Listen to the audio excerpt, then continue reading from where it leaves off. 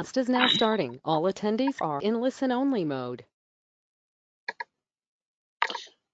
Welcome, everyone.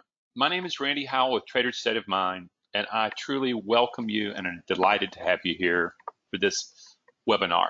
And before we get started, what I want to do is first, let's find out if we hear each other and talking to each other. If you hear me, just type in a Y into your typing thing, chat box, and that way I'll know that we're good to go. Okay, we're good to go. The second thing that if you haven't been around me and stuff like that is I hold my questions toward the end. And a lot of that is just simply so that I keep myself straight and keep myself focused, because I'm here to serve you guys. And if I start going off in different directions and get chasing other ideas, I don't stay focused. And so that's part of what it is. Now, that doesn't mean that as you come across a question that you can't ask the question and we'll take it at the end. Okay? So there you go. Now let's get started. You know, a while back, I finally came to recognize that people who were coming to me, yes, they really truly wanted to be able to become better traders. They wanted to become profitable traders, and they were just getting bushwhacked and hijacked. And they wanted to look, and they had found in my programming a way of training to really help with that. But as I got deeper, what I really discovered is a lot of these people were not necessarily coming to become better traders.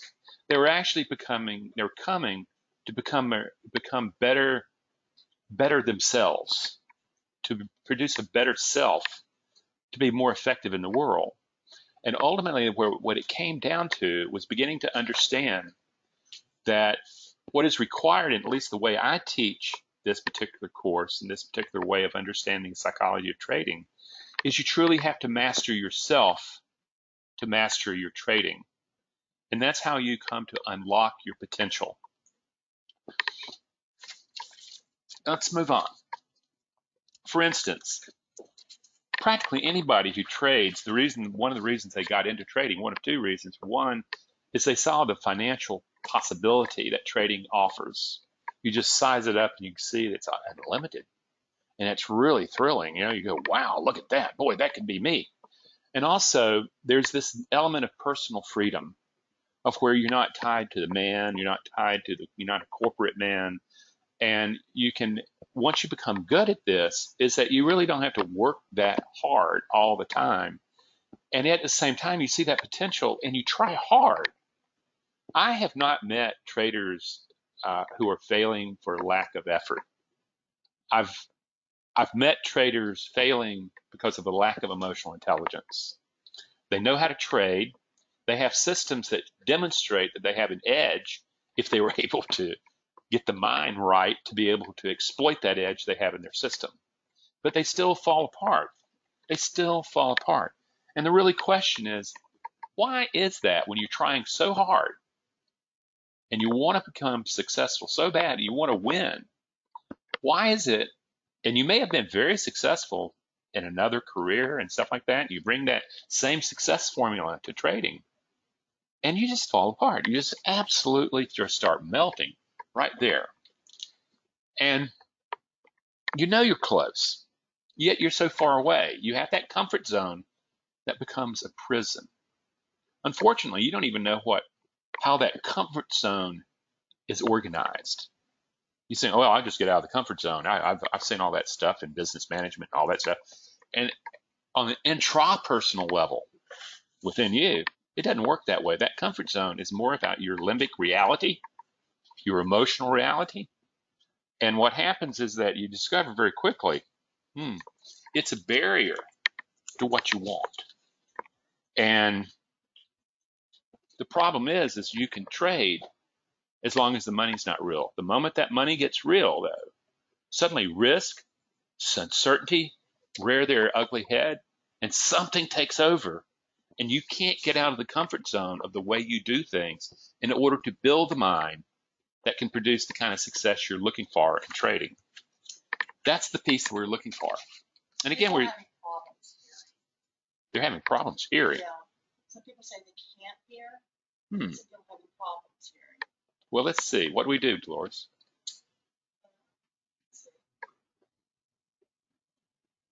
Okay.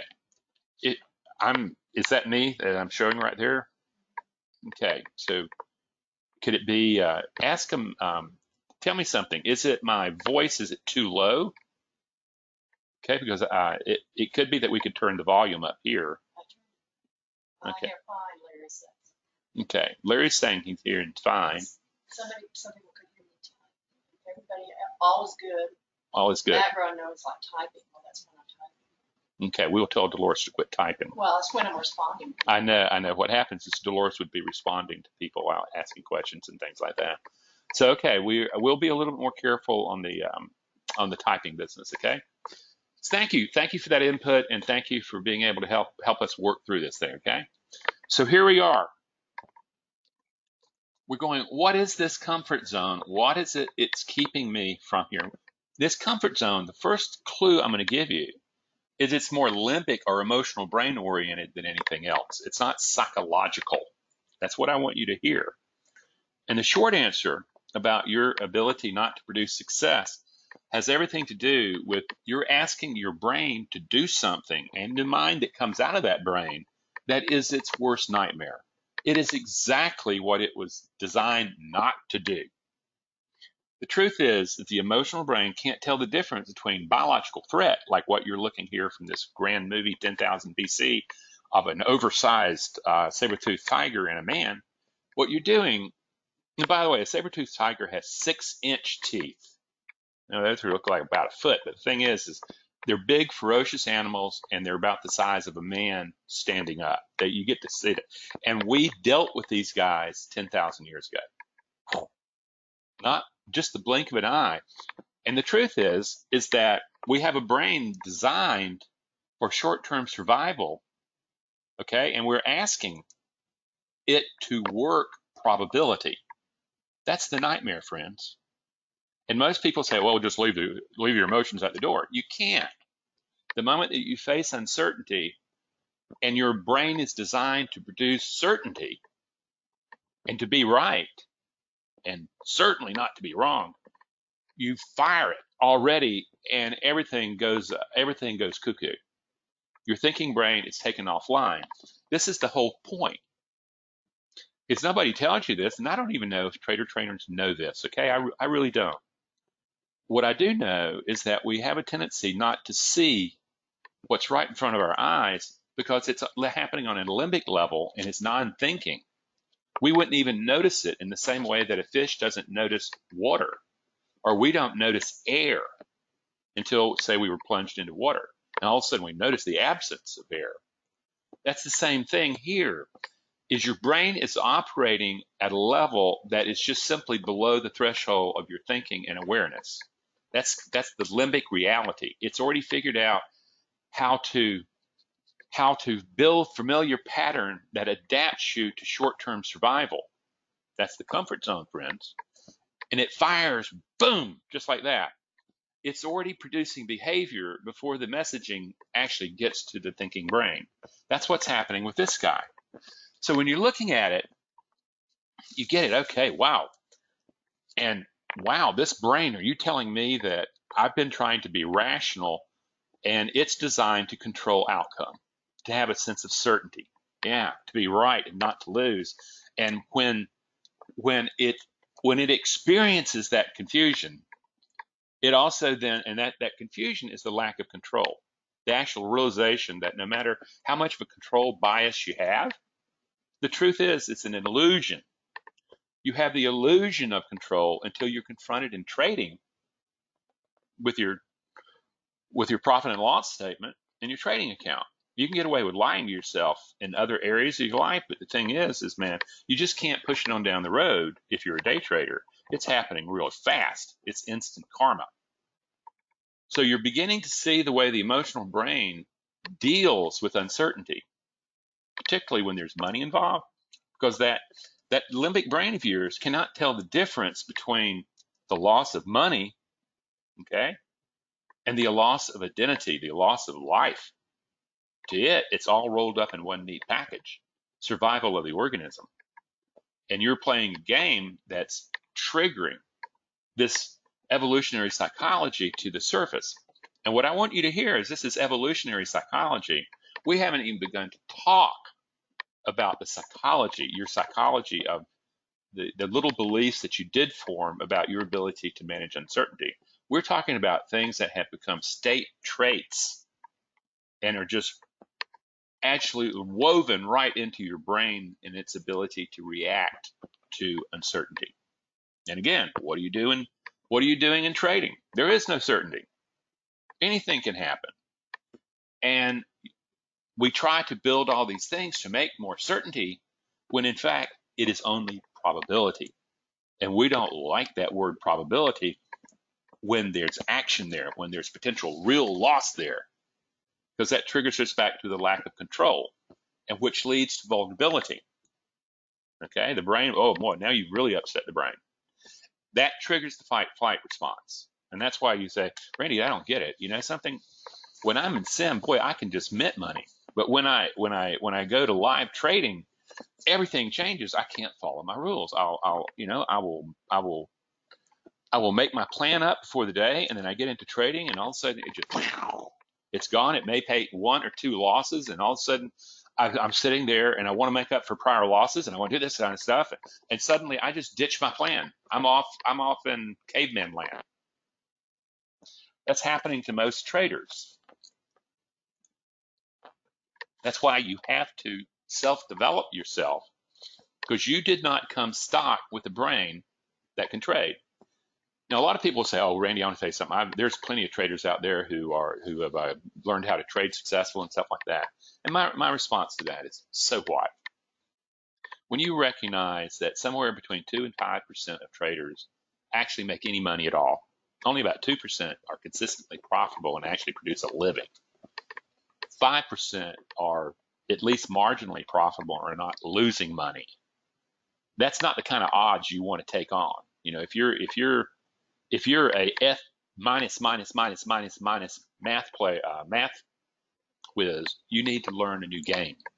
And what we're saying is, okay, the brain I bought is going to have to be retooled, it's going to have to be retrained for the rigors and the needs of probability management. And what I know for a fact is that my brain, as it came stock off the shelf to me from history, is not up to that task. Okay? Not because you're a bad person, not because it's not a good brain. It has. It's helped you to survive and prosper, and we have become a very dominant species on the face of the earth. Destructive, too, I might add. Yet at the same time, we still have that animal instincts with us that we carry from our primate background and just the biology of our being. Remember, there's probably people in this group who have a pig valve in their heart. Okay? That's how, and that pig valve can work in the heart for over 10 years. And it's a common surgical procedure. Wow. We have a lot of in common with our cousins. At the same time is that we're human beings. We are capable of more than the historical conversations that define us. We can become designer of the conversations that we have about uncertainty. And that's what this is all about, friends. We're going to have to learn how to take that left brain and that right brain, and we're going to have to learn how to work it together. Because, friends, it's at this level of uncertainty, this vulnerability, that's where the emotions kick in. What I want you to grasp is that emotions are not psychological. They're not touchy-feely. They are biological. And what you experience is psychology of emotion is in fact the emotion taking over your psychology. To a neuroscientist, to a guy like me, what we're defining an emotion as is a biological action potential that coordinates activity, the relationship between you, that would be the trader, and the environment, that's the markets. Anytime there's a change in status in the environment, the markets, then by definition, there's the triggering of an emotion. It arises to be able to help coordinate the activity to maintain life between you and the markets. And if you've ever experienced like you're sitting at a trade setup and you're sitting there and an indicator tells you one's kind of forming, then there's this intimate thing and you keep wanting more and more confirmation, you have experienced the biological action potential of saying, you know something, if I keep him out of this trade, he can't do the risk of getting himself killed or loss of money. To the limbic brain, that's a success. The same thing with FOMO. Let's just say you've made money. You're in the black finally after being whacked all around during the trade, and you're in the black. And what happens is suddenly you want to take those profits now before they can be taken from you. That's the firing of an emotion. Okay, and suddenly before you know it, your thinking is all about how do I get out of the trade right now, take my little skinny profits so I feed my broker very well, but I don't, I'm not making money yet. This is where the emotions kick in, friend. So when someone tells you, oh, we'll trade without emotions, just leave your emotions at the door, just remember this. If you're trading, you are going to have emotions. And if you're not having emotions, you're dead. Okay? That's the only time you're not experiencing emotions. We certainly don't want that. What we want is to have emotional intelligence so that we train what emotions arise to meet the uncertainties of trading, of managing the uncertainties of trading. That's emotional intelligence. And that's what we're after to do here. So here we go. We're going, oh boy, emotions are maybe a little different than I thought they were. And then what we discover is this ignorance of your emotional nature is what really keeps ambushing your potential and keeps you in that cage, keeps you from going, I just don't get it. I know the potential's there. I know it's, and what you discover finally is that emotional intelligence is not an option in trading unless you happen to have won the genetics lottery. And I want to tell you something. There's not a person in this room who won the genetics lottery or you wouldn't be here. So we're all going, something, how do I increase my emotional intelligence functionally? I don't mean just having knowledge of it. I've read Goldman's book and I know about emotional intelligence now. No, I'm talking about at the level of performance, when you're actually in the trade, when you're meeting the risks, when the trade's bouncing around on you, when you're committing capital to risk, when you hear and feel that order fill and realize, oh shit, I'm in the trade now, whether or not I like it or not. Then immediately it starts whacking around, going against you, doing all that stuff. Those are the pieces that are there. Without developing the brain is going to remain designed for short-term survival. Whereas what you need for trading is a future-oriented probability mind, okay, that can be built, but it certainly didn't come stock with the product that you brought into trading, that brain you brought into trading. So the key is, what do you do? And to do that, let's take a one look last thing. And if you want to know exactly what your problem is, you're looking at it. Looks kind of crazy, doesn't it? What you're looking at is down at the bottom left-hand corner where it says emotional stimuli. You're looking at emotional data coming in through your senses. And its first stop is at the sensory thalamus. And sensory thalamus is making a decision about whether or not to send that information directly to your thinking brain, that sensory cortex up there, or send it to the amygdala. Okay? That's the low road. And there's a traffic cop. And that traffic cop is about the experience it's had, what the limbic system has learned about danger and threat to the self.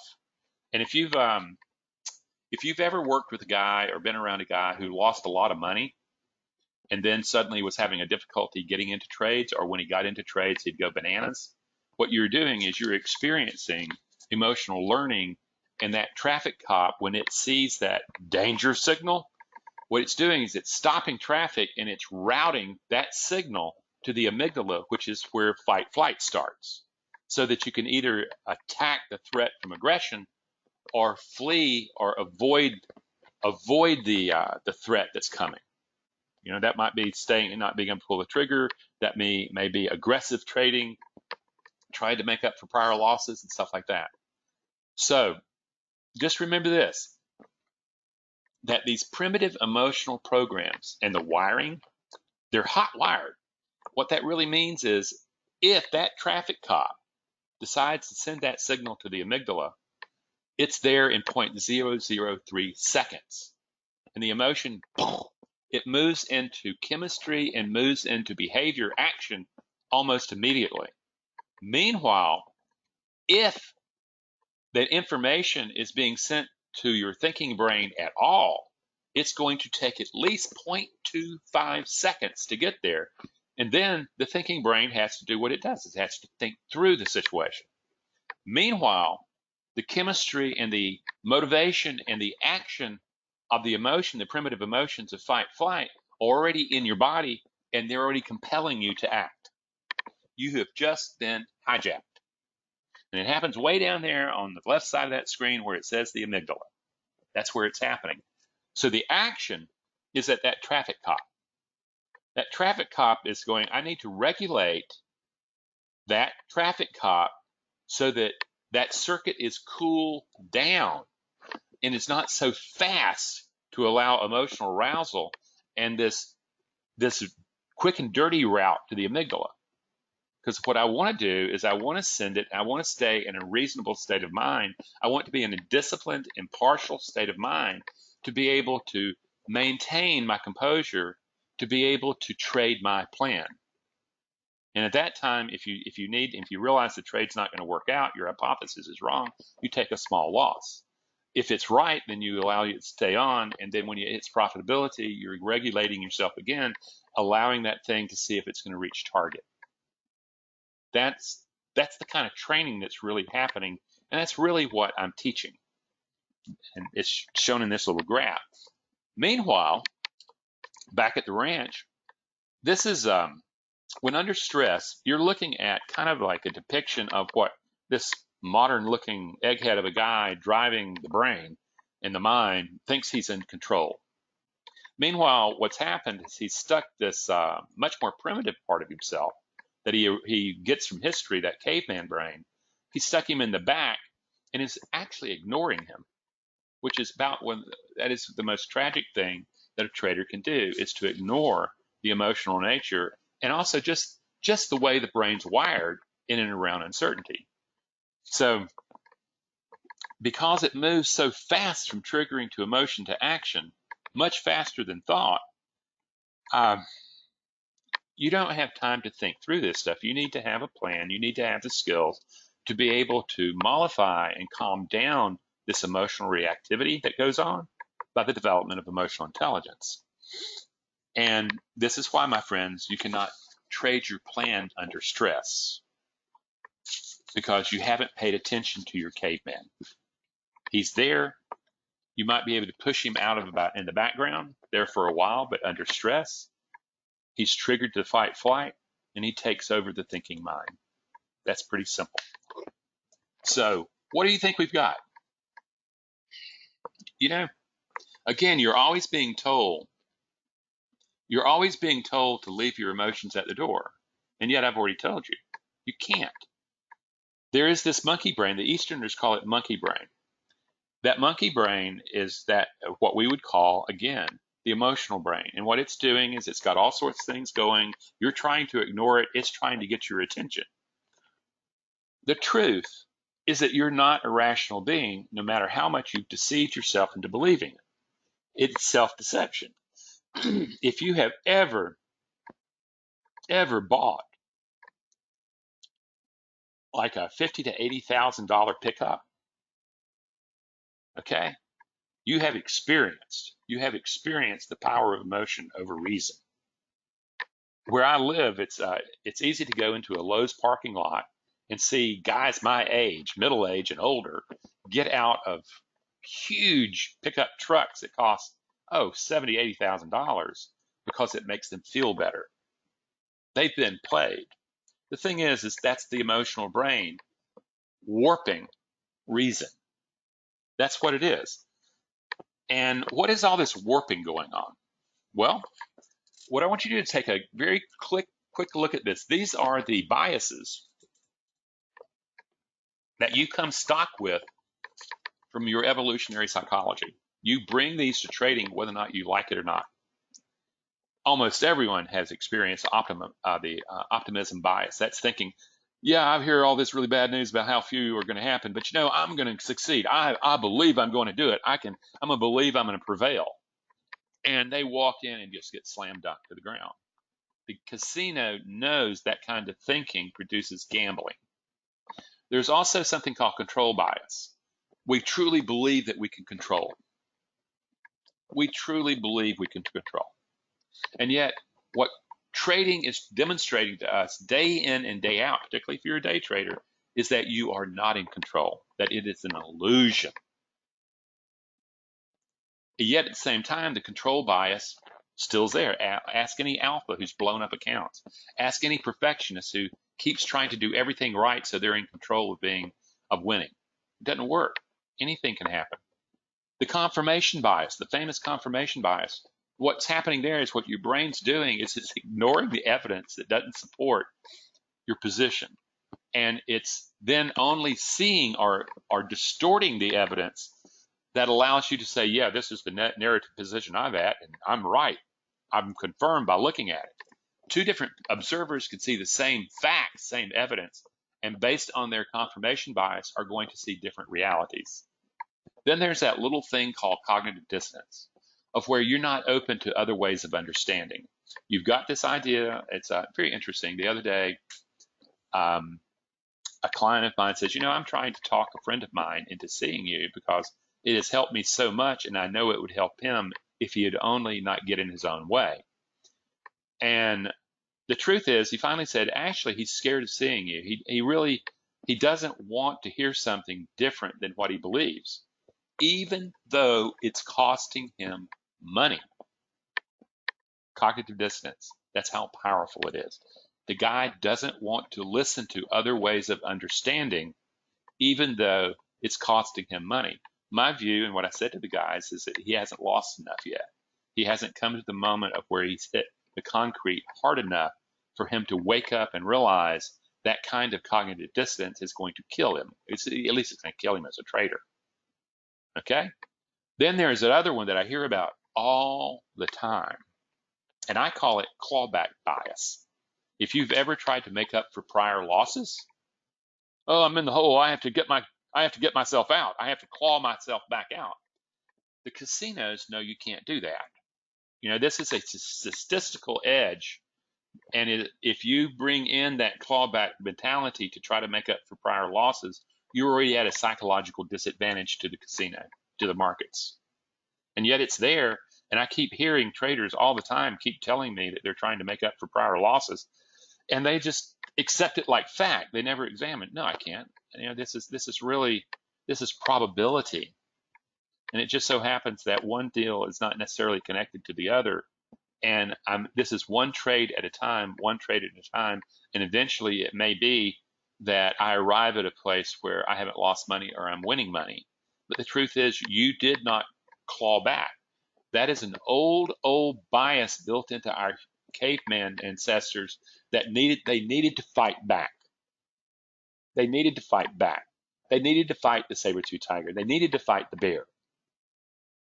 Even if it hurt them, they needed to fight the bear, or they were going to be consumed. It was pretty simple. Understand the basis of the evolutionary psychology of that. The chase instinct. That's when you start just chasing stuff.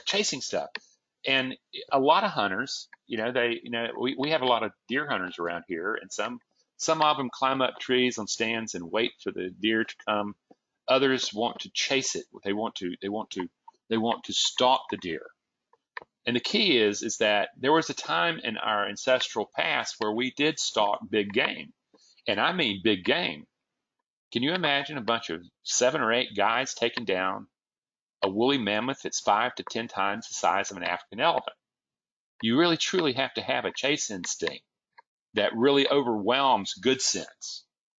Survival based, and yet at the same time, when we're exposed to it in trading, it falls on its face for us. The last one of these instincts is scarcity thinking. And that's a belief that what you have can be taken away from you if you don't act now. That's that FOMO of taking your profits early so that the profit can't be taken from you. These are operating, you can say, on a subconscious basis, but they're not really subconscious. They're happening in your emotional brain or your limbic system. And these are limbic learnings that have been wired in to your genome. They become state traits that are literally flow genetically from one generation to the next, and they're part of our human condition. And you're going to have to master these in order to become a successful trader. And that is why very few people ever become successful traders. But they kept going, oh yeah, well the turtles, well this, well that.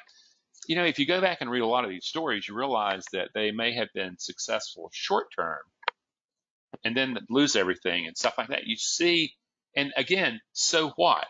This is really about the standard human being, not some exceptional genetic freak. This is something about, wow, this is the human emotional architecture that I come equipped with unless I am this genetic freak. And this is what I'm going to have to learn to deal with and to change and to work with. So now you see the biases. And by the way, I have never shown this slide. I have never worked this. And I finally came to a moment of where I just wanted to start talking to people about literally what the trouble is. Okay? Now, how do you experience this? Well, you chase trades from overconfidence. You revenge trade to punish the others. You pull the trigger. You can't pull that trigger for the fear of loss. FOMO. You fall apart while managing trade. These are these biases that are operating as a limbic reality that are below conscious threshold. That's the way I would define subconscious. I don't even talk about unconscious. Okay? So here you are. Here you are. And friends, the beliefs that are behind all this are pretty easy. What you're seeing here are the limbic beliefs behind these inherent biases. That you're inadequate. Have you ever beat yourself up and said something like, geez, what in the world made you think you could ever make it as a trader? You're never going to be good enough. Blah, blah, blah, blah. That's inadequacy. That's the beliefs you have that you bring to the management of uncertainty. Or mattering, that you don't matter as the being that you are only if you start making money. If I make money, I matter. What you've done there is you have equated your mattering as a human being with your performance of making money. And the interesting thing is you have no control over whether or not you make money or not. What you have control over is your performance in the moment. Okay, that's what you have control of. Now, also the worthiness thing, at the very core of it, a lot of traders discover that they don't really feel worthy and they're undeserving of this, and they keep trying, but there's a voice in the back of the mind that says, you know, you don't really deserve this. You don't warrant this. And there is something wrong with you that keeps success out of the way, and that you're powerless under stress. These, friends, are the beliefs that you're measuring in your trading account and that drive your emotional encounter with uncertainty. Okay? A few more, and I realize this is bad news, but I'm going to give you good news, okay? Just hold your horses, okay? And the big piece of information that you need to, yes, the big piece of information is this. You do not see and then believe. What happens, rather, is that you believe, and out of those beliefs, you see. I once worked with a trader who basically used an 8-figure account, and he could move markets and he could do things like that. And what happened is one day he and I were working on Skype, and he pulls up this chart of his and he says, Randy, what do you think I see here? And to be honest with you, I had no idea what he saw. And I said, well, Christopher, what do you see? He said, I see blood. What I want you to understand is his belief systems, when he looked at all his charting, what he saw was blood. He saw the ability, this migration of traders into particular areas where he could move the market, shake them up a little bit. They'd panic, and he would suck them dry. That's how he traded, and he had the size to do it and stuff like that. But what I want you to see is that he had a belief about what he was seeing as charts. He saw those charts as a way of seeing emotions not little things like resistance and blah blah blah blah. No, he was seeing emotions at play, and he was looking to get people stuck in particular areas and pull the plug on them. Saw it very differently. So the question is, how do you go about changing the beliefs that shape the way you interact with the randomness of uncertainty under pressure? Okay, this is the beginning of the good news. What I want to do is, first you need to understand emotions, okay, and the force of your emotional nature. What we've done is we've talked about emotions as a biological action potential. You need to grasp that, not just some little words that Randy Howell is writing here for you to see. You need to recognize, oh my God, that's what an emotion is. It's really not psychological. It is biological. And because psychology comes out of biology, the emotion has already influenced your psychology when you trade. Then the second thing is that emotions are activated when there's any change in the environment. And the last thing you need to know about emotions is their structure, is that when you're feeling tense, when you're holding your breath, and do this tomorrow, just do it tomorrow, just watch yourself in a mirror, or if you have a video feed, watch the video feed and take some stills of yourself. And what you'll see is that muscle tension, that holding a breath or panting is actually the arousal of an emotion. It's revving up, preparing for action. When you feel that gut sensation, that's the feeling component. You're actually feeling the chemistry of the emotion as the arousal has reached a switch level, and it's no longer arousing, but it's beginning to throw chemistry into the bloodstream, into the brain, altering thought. Then there's the emotional motivation. What direction is that emotion telling you to go? The fight-flight is fight-flight, friends. There's also approach. What most people, if you're attacking through aggression, that's your overtrading, that's your revenge trading, that's breaking up for prior losses. Avoidance is that FOMO business, that not getting into trades, all that kind of stuff. But what we also, there's another motivation. It's approach. And that's where curiosity comes in. That's where the curiosity and the disciplined impartiality begin to be able to be the motivation that allows you to act rather than fight flight. Then there's the meaning. Those are the limbic beliefs that are driving those perceptual biases that we were talking about.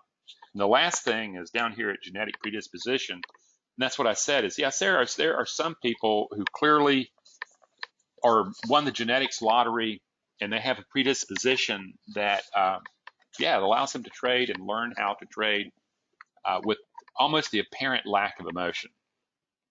Yet at the same time, it's most likely it's high functioning autism. Now, the second thing that you're going to need to do is you're going to need to calm that emotion down through emotional regulation training. And the way we do this, we're looking at breathing as a component of an emotion. Remember, emotions are biological. And that if you are breathing with the top part of your lungs, what you're doing is you're fueling the fight-flight response. If you start breathing diaphragmatically, what you're doing is you're taking away the ability of the fight-flight response to build and to take over mind. So breathing, the way you breathe, has an enormous impact on the emotional intensity of the emotions that are vying to take over the thinking of your mind. The same with muscle tension. Muscle tension is another example of literally the biological footprint of the emotion. Okay? And this can be learned as a skill so that you're regulating that emotion so that it doesn't take over thinking mind. And then you go, well, I was able to trade my plan. Darn, I didn't get hijacked. Darn, yeah, exactly. However, because you can emotionally regulate does not change the problem. What you've done is you have allowed yourself to manage the intensity of the emotion, and it gets you to the door of the mind. If you don't manage the intensity of the emotion, you don't get to the door of the mind. You don't get to look into the mind to see what the beliefs are that are self-limiting your ability to develop your potential and to master the self. That's where the action is. And here, what we're doing is saying this is where you have to be able to see the markets and charts with the through the eyes of emotion, through the eyes of a different set of emotions. You have to be able to clear basically the old way of seeing things so that you see things from a different perspective. And what you're looking for is not necessarily the right perspective, but you're looking for an effective perspective, one that ultimately gets down to you're extracting more capital out of the markets than you're giving back. That would be an effective belief system. The key, though, is you have to develop the observer. You have to be able to develop the ability of stepping back out of thought and recognizing that you and your thoughts are not the same. In fact, you and your beliefs are not the same. These are things that happen to you. These are things that basically you don't even have these thoughts and beliefs. They have you. And it only represents one potential organization of the totality of your potential. It's just that this is the way it's been organized. It's locked into that comfort zone. And you're going to have to break that comfort zone open and reorganize it so that higher functioning, higher expressions of your potential can show up. Translated, you end up with a probability-based mind rather than a survival-based mind. And then, through applied mindfulness, you actually find and change the beliefs that produce performances under stress. That's the big deal, is changing those beliefs. Those aren't easy, friends, but they can be done. And to me, it's just part of the evolution of a trader. If you're going to be a successful trader, if you're going to make money at this, you're going to have to learn how to do it. The fourth thing is you have to become observer to the historical dialogue that controls your performances. Ultimately, this is about acknowledging both the destructive and constructive aspects of your being. The Cherokee Indians of the southeastern United States, in their spiritual philosophy, believed that there were two wolves that lived within man's mind. One of those wolves was the dark wolf. One of those was the white wolf. It just so happens, if the dark wolf won the challenge of your mind, then you would lead a very destructive life. It would just simply spiral down. However, if the white wolf won the day, you were going to end up with a very peaceful, very deep meaning sense of your life. What the Cherokee Indians also believed is the one that won is the one that you feed. And you're looking at the evidence in your trading account to which one you're currently feeding. Not acknowledging the destructive end of it, saying positive and having all this prosperity gospel and all that kind of stuff going on is dangerous, friends. It leads to overconfidence, and overconfidence leads you to think the good times are going to roll on forever. It's just a state of mind, and you're influencing the new age concept of manifestation, all that stuff. The truth is that you need to be very aware of both sides of your nature, and you need to start choosing about which one you will feed. And out of this, what you discover in this internal dialogue going on in your head, there's an inner critic. And yes, there is. He's not out there, okay, as a lot of conservative Christians teach, out there. No, the inner critic is in here. He's inside your head. He's the part when you have self-doubt, when you beat yourself up, when you hear temptation, take that trade. God, it's going to be a great thing. God, you can really make up for these prior losses. Just jump out of here and get over here. Boy, you can win big. Go to that real low time frame. Yeah, there's little noise there, but God, look at, you can see the winning. Then after you blow up, you fool, you idiot, you thought you could win. Golly. That's the inner critic, friends. It's not going to go away. It's not going to go away. It's going to be present. It may step back for a while and wait for a more opportune time, but it's not going to go away. I'm having a little bit of dryness in my throat, so I apologize for any coughing I do. So we've got the inner critic as part of the mind. Then another prominent part is the adapted self. And this would be I would call the dark side of the orphan nature. And this adaptive self This orphan is actually the emotional brain adapting you to survive in the world in which you live. It's rooted in response to threat, okay, from a position of fear and or aggression. It's with all of us. And in my work, what happens is a lot of the emphasis is about re-mentoring, building a different team around that orphan nature of yours so that it doesn't start hijacking the mind, because the orphan is the code word that I use for the limbic system.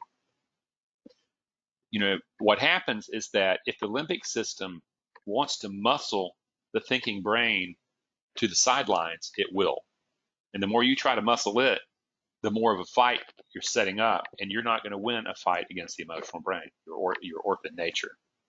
You have to demonstrate that you can mentor it so that it starts not reacting to uncertainty the way it was designed to from an evolutionary psychology standpoint. So you've got that, and you're going, that's your fear, by the way. That's your aggression. That's why you do stupid things, because orphan has hijacked you. You've resisted that part of yourself. You haven't cooled it down, calmed it down, okay? And it's just simply built up a head of steam and blown out your thinking brain. It will do that. So that's the negative side. That's the dark side. Yet at the same time, there is an empowered side. And this is where you realize that my job as a trader is to self-develop the empowering elements of my mind, of my potential, that produce the kind of mind built for probability, not for survival in the moment. All that's on your genome. This is where, and believe me, in the same way that fear and aggression give rise to organizations of the self, you know, so does discipline, so does courage, so does self-soothing and impartiality. As emotional programs, that is what gives rise to the probability-based mind. Fear and aggression about your belief to manage uncertainty, okay? Or probability, having a confidence that you can manage whatever the market shows you, and your job is to perform, not control outcome. If you try to control outcome, you will really frustrate yourself because you can't. However, you can control the mind you bring into the moment. And this is where the magic happens, friends. Because ultimately, and I use this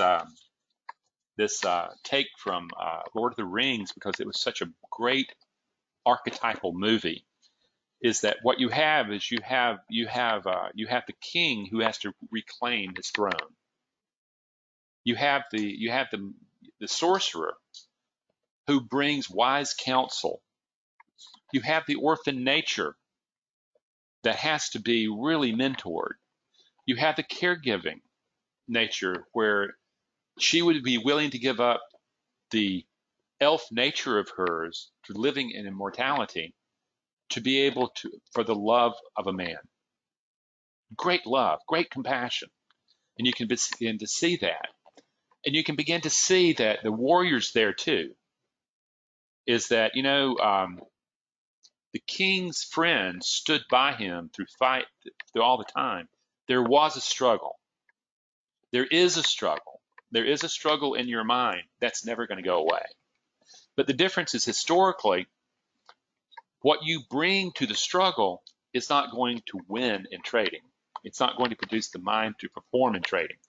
You have to construct that.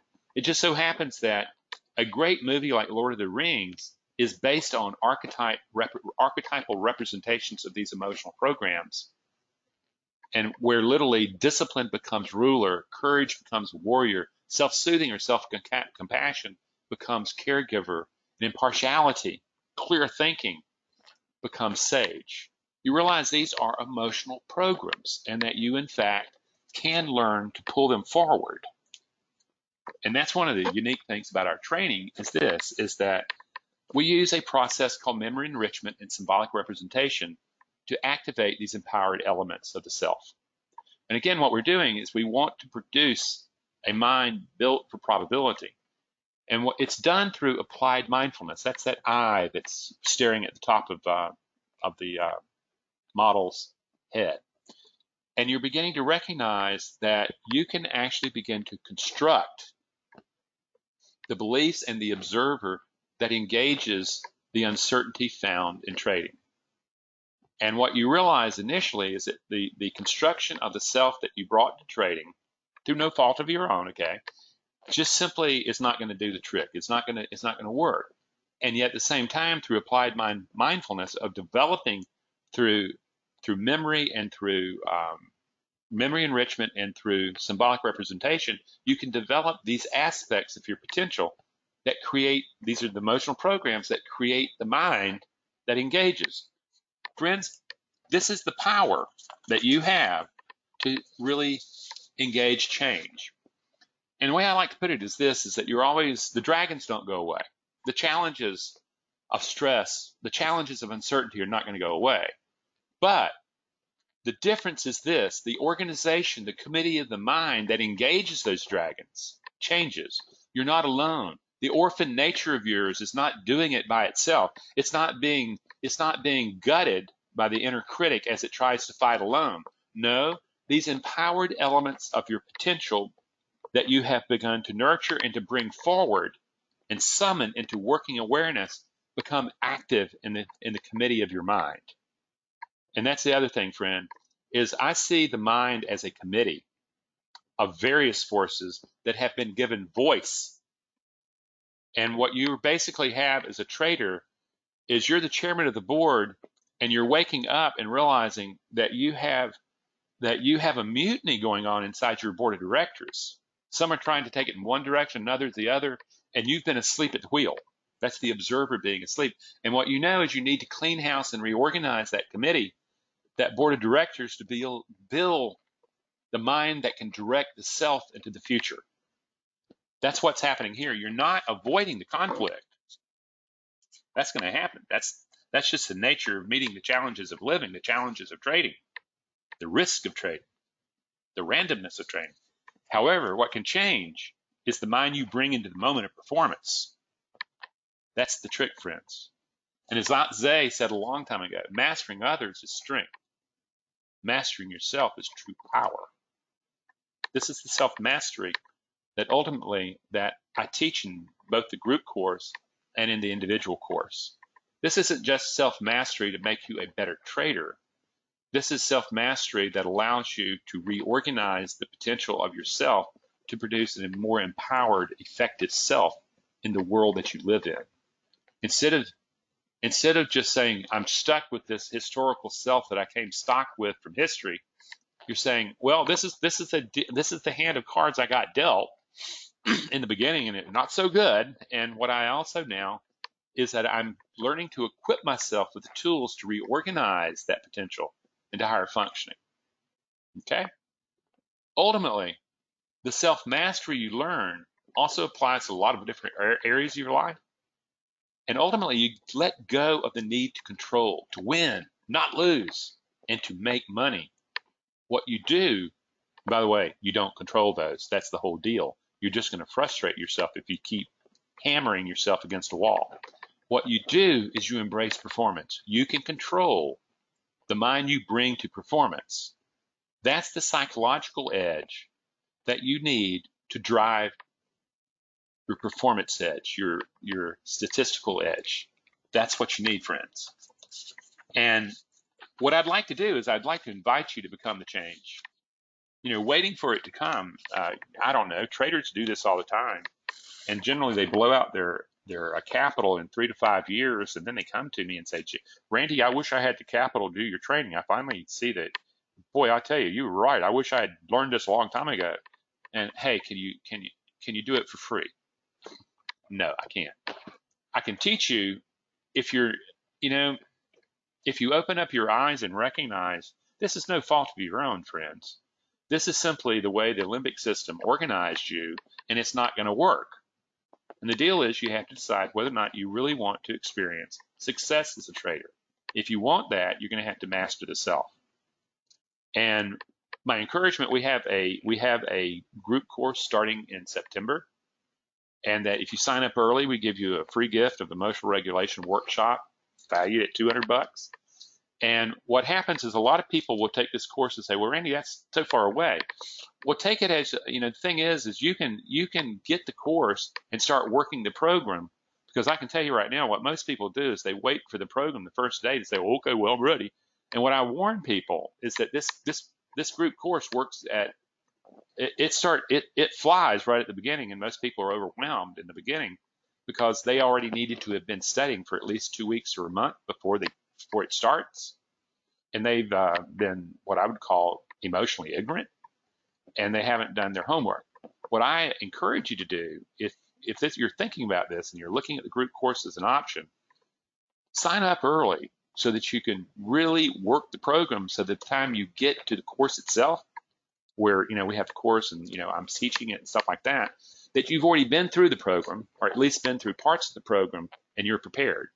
Okay. What it does is it comes with 5 group meetings with me. We use GoToWebinar. You get it's a group, and you get all sorts of, you get the recordings of the groups and things like that, because we are spread out across all time zones in the world. We'll have people from Australia, Singapore, Hong Kong. We'll have people from the United States. We'll have people from Europe. We'll have people in the Middle East. We just have people all over the place. And a lot of those people never show up in person. And what they're doing is they're getting the recordings, and they're able to use that. That's how it works. It's really powerful, and it teaches you the essential skills that you need. Okay. The other thing is that the individual course, this is for people who are very serious and have a little bit more capital that they can risk on of whether or not I can help them or not. It's much more personal. It's much more inclusive in terms of comprehensive in terms of the materials and stuff like that. It's a lot of stuff, and it's generally the person who takes that course will look at it and say, Randy, I can lose $3,500 in a week, pretty easy, and I've been doing it for years. So what you're saying is that I don't see much difference from my perspective between the group course and the individual course, except that I get you, because it does come 10 sessions with me in addition to everything else. And if you're really coming down to saying, I'm really interested in this, but I don't really know which one's for me, what I ask you to do is to really explore it. Hit for a free consult. It's on our website, and hit contact us, and let's talk about it. And the truth is that if you're really unsure, I don't necessarily want you in the course. I'm looking for motivated people who are ready to do some work. The other thing is, go to the website. If you don't know much about me, go to the website, go to YouTube, start looking at all the material. I've got 175 videos up there. So this is what we're after.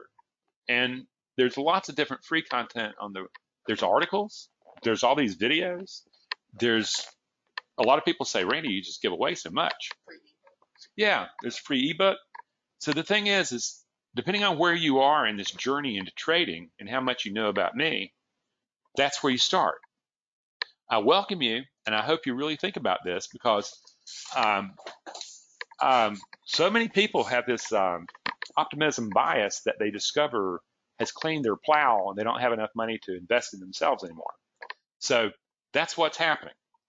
Now, some questions. Okay, this is me trying to look through my bifocals and try to see things with small type. I do a very good job of following my trading plan in some markets, but am unable to do so in others. Why is that? Well, the first thing I would say is your trading is the problem you're having is in oils, highly volatile markets. I mean, I know a lot of people right now having a really hard time simply because you see a 2,000-3,000 point shift in the markets in one day. It's crazy making. So literally, it could be as simple as how much fluctuation is happening in that market. But I don't really know that much about you, so it's really hard to know specifically about you. But that's the first thing that comes to mind. Okay. And also, it might depend on the kind of time frames you're using in those particular markets. If you're using lower time frames in some markets, you've got a lot of noise in that and a lot of uncertainty. though it looks like there's potential, there's also more black swan potential. So you're looking at a variety of things. I can't say that it's a psychological problem. It may be something that is inherent in your methodologies that you apply to those different markets. Good question, though. I don't have enough information to really tell you. Wouldn't your psychology take care of itself when you start to see success in your trading account using your trading strategy and confidence in the strategy built? I'm going to answer that right now. First of all, I know he continued on, but right there is that's the deception. The truth is answer it yourself. Are you seeing the evidence of you knowing all this stuff and the trading account growing and you shifting and becoming a better trader, more effective trader right now? Your limbic system doesn't care. You know, the what a trading coach is going to be teaching you, as you learn this particular strategy, you're going to get all confident and stuff like that because blah, blah, blah, blah. They sell that all the time. And what happens is that after about 4 or 5 years of chasing the Holy Grail and believing this optimism type of bias that, I'm going to do all this stuff and I'm going to get the confidence to do it, so the psychology is going to take care of itself. No, it's not. Unless you're one of these guys who won the genetic lottery. And if you're that, God bless you. It's the greatest thing in the world. But you would be a rare person. Can you repeat? I doubt it because I don't. This is okay. Can you repeat what you said about the wolf that wins? The wolf that wins is the one. Well, first of all, just take it out of that context. Is that it comes down to literally the mind that is focused on performance, not on winning or losing. I have, as a matter of fact, he might be here today. Is David Dubay runs Polaris Trading. He's a damn good trader. He's a damn good trading coach. Okay, and he and I are personal friends, so there's a bias there. But one time he was talking a couple months ago to me, and he was saying, you know something? He's got 35, 36 years of experience. He's been a market maker, and he's got all the tools and toys that show that he's been extraordinarily successful. Okay, he's got all that stuff. And he was saying, the other day I took an intuitive trade. He's in this group where it's not unusual for like hedge fund managers and stuff like that to trade with him because, why not trade with David? Golly, he's a proven, consistently profitable trader. And if you trade with him and if you've got your mind together, you can do well by just sitting with him. And what happened is he announced that this was an intuitive trade, and he took it because he will take intuitive trades. An intuitive trade, what I mean by that, is a trade that you know something, but you don't know how you know it. David's got 36 years of experience as a trader, okay, or a portfolio manager, and he has a lot of intuitive knowledge. And at any rate, he got into the trade, and then it didn't match up his rules, and he just simply got out at small loss. The next day, several of his colleagues, his friends in his trade room say, David, why did you get out of that trade? Man, it was crazy. Man, it was a 10-to-1. Wow, we made a ton of money. And he just simply said, hey, it didn't meet my criterion, so I got out. He didn't want to get caught up in what he lost or what he won or how much money he left on the table. The truth is that after that, when the rules no longer applied, if he had continued trading, he would have been gambling. Luck may have been shining on him, but the thing is this is really about performance. This is about maintaining performance that allows you to express the statistical edge that you have in your methodology. That's what this is all about. Winning or losing are fairly irrelevant. And until you come to that, you still are missing a big link in trading.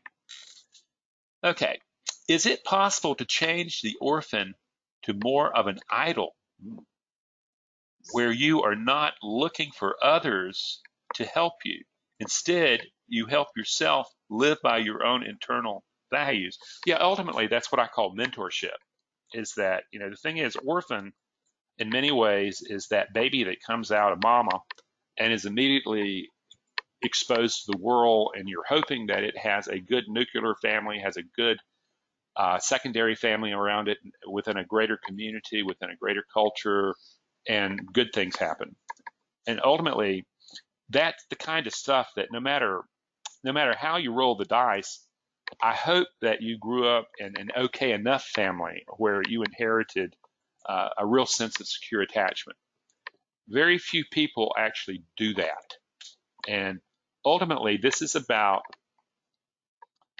in this work, it's about recognizing that it's nobody's fault. There's nobody to blame. This is the human condition. And awakening is really about recognizing that your job, as you develop the mind into self-mastery and these elements of the self, these parts, these spheres of influence in the brain, that ultimately you're mentoring that orphan part of yourself to where it can trust higher brain function. So you're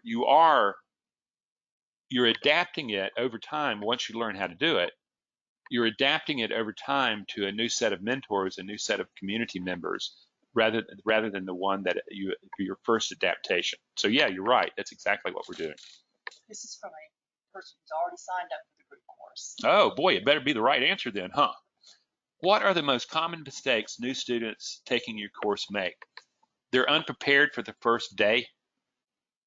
Okay, that's the big thing, is that you've done something exceptional, is that a lot of people will have sign up the very day or the day before the course, and they don't realize that I'm expecting you to have had at least 2 weeks of work with the emotional regulation section, class 1, before you get there, because I'm going to be starting class 2 on mindfulness 30 minutes into that session.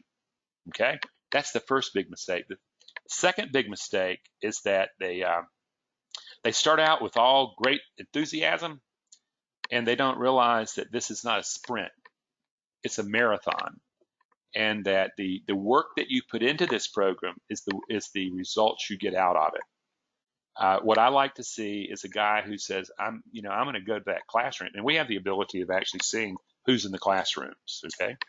And what we want to see is you being motivated and doing the work. I know that if you do the work, okay, that it's powerful. It's true for the individual course as well. Yeah, the thing is that I'm expecting a person having the willingness to spend 2 or 3 hours a day in the group course, and initially in the individual course, it's that much too. But ultimately, when I'm saying the 2 or 3 hours, I consider practice as you trade. I consider that to be an essential part of trading. Is that, the thing is if you're listening to all these guided meditations, watching all these videos and reading all this stuff, and it stays on the outside of your performance, and then you don't practice it as you trade, you're not learning. So the other biggest thing is that people don't generalize the stuff they're learning by doing all the guided meditations, watching the videos. They don't immediately practice it in the context of trading, because that's where you want to learn it. Okay? That's yeah. Did you say there is a free consultation that we can sign up for on the website? I don't see it. Hit contact us. Yeah, I think I did say free consultation, and maybe that to be honest with you, I should put that. No, but hit contact us. That'll take you right to it. Okay. What is the time of day that the course is running? On Thursdays from 4:30 to 5:30 Eastern. Okay, I don't know if you heard Dolores, but it's on Thursdays from 4:30 to 5:30 Eastern time. Okay. Now, right now, the course that we're finishing tomorrow, there are, I think, 18 members of it. We generally are seeing about 12 or 13 show up. Okay. That's because they live in far-flung sections of the world that, we're on New York time. We're basically on New York Stock Exchange time, and the world kind of bends to that. That's why we have this thing at 4:30. Okay, and that is also why the recordings are so valuable. Is that we know that people are going to miss, and what we also know is that they get the recordings, and it's like they're being there as we're moving through the material, and as people are asking questions and stuff like that. So that's the time in the course, but it's designed, like I said, it's in the current one we have right now, we just have people from all over the place. We have people from Africa, which is unusual, with Singapore, Australia, all over the United States, UK, Canada, all, just like I said, all over the place. Okay, and it's rarely from South America. Okay, that's We do have one.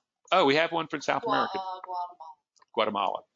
So they're all over the place. So we have to, and a lot of people will be doing this as a second language, and they want the recordings so that they can sit there with a translator and can work the program that way. So it works all over the place. Good question, though. I like that.